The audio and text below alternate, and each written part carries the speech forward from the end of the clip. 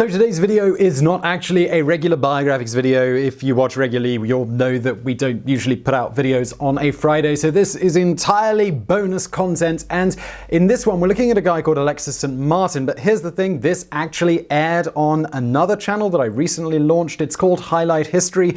This one just happens to be in a particular biography style, so I thought it would be a good chance to promo this channel on Biographics. If you're subscribed to that channel and you've seen this already, then I apologize.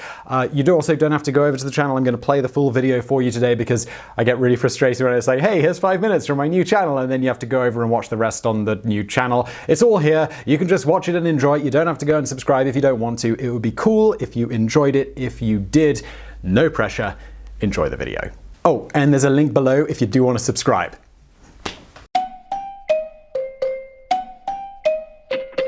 Getting shot in the stomach, not exactly conducive to keeping on living. A fact that makes the story of Alexis St. Martin all the more impressive. And by the way, this guy is French-Canadian. His name is like Saint Martin or something, but I'm not going to try and slice his name in French pronunciation all the time, so I'm just going to go with St. Martin.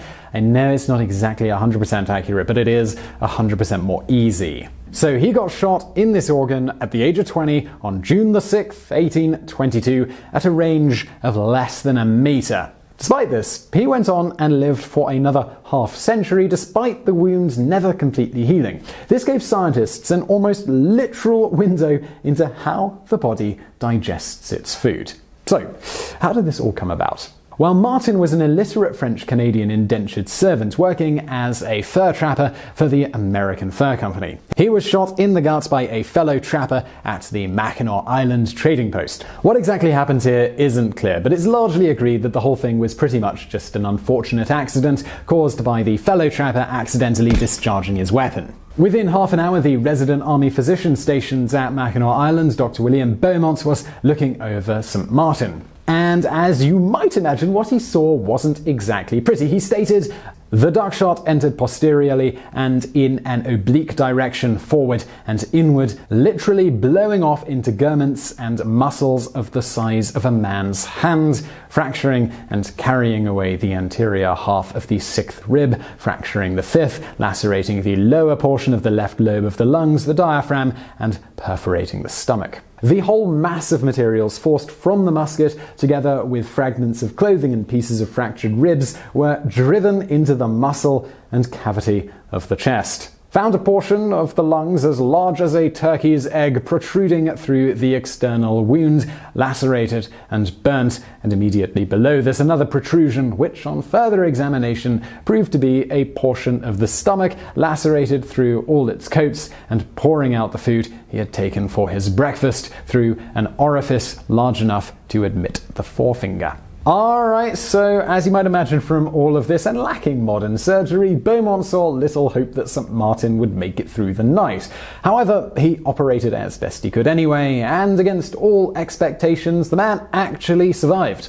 A problem arose, however, when attempts were made for St. Martin to eat and drink. You see, thanks to the gaping hole in his stomach, anything swallowed ultimately just ended up gushing right out of the hole in his side. Undeterred, the enterprising Beaumont simply spent weeks feeding St. Martin via nutritious enemas. And this little bit of innovation, it actually totally worked. After a few weeks, Beaumont reported that rectal feedings became unnecessary, despite the hole in the stomach remaining. They got around the problem via applying compresses and adhesive straps to St. Martin so as to retain his food. Remarkably, Beaumont also notes no sickness nor unusual irritation of the stomach, not even the slightest nausea was manifest during the whole time, and after the 4th week, the appetite became good, digestion regular, the evacuations natural, and all the functions of the system perfect and natural.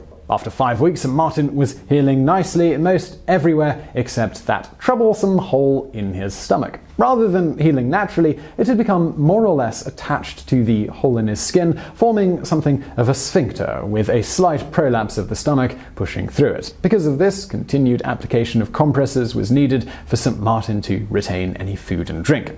A month later, Beaumont was still attempting various, sometimes very painful means to get the wound to close itself, with unfortunately no success. He then started cutting the stomach away from the skin and attempting to suture everything back up, but at this point point, St. Martin had simply had enough.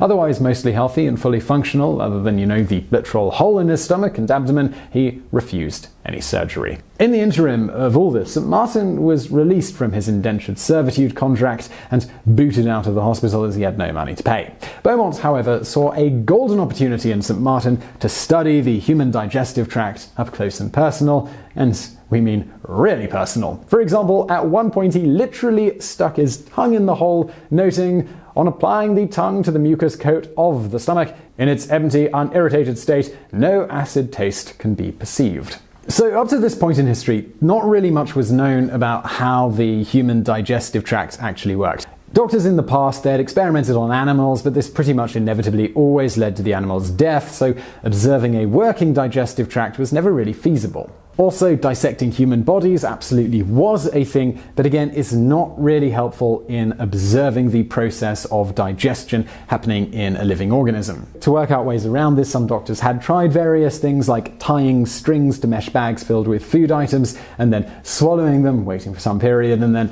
pulling the item back up through the mouth. But nobody ever had a St. Martin to play with. As such, Beaumont offered to sign Martin on as an indentured servant to himself, primarily working as a labourer for Beaumont, but also with the agreement that Beaumont would be able to experiment on him in pretty much any way he wanted. Now, that original contract was lost to history, so we don't know the terms of that one, but one he later signed does remain. And in that new one, it basically says that in return for Beaumont being a guinea pig and his servant, Beaumont would cover St. Martin's room and board and would also pay him $150 a year, which is about $2,800 today.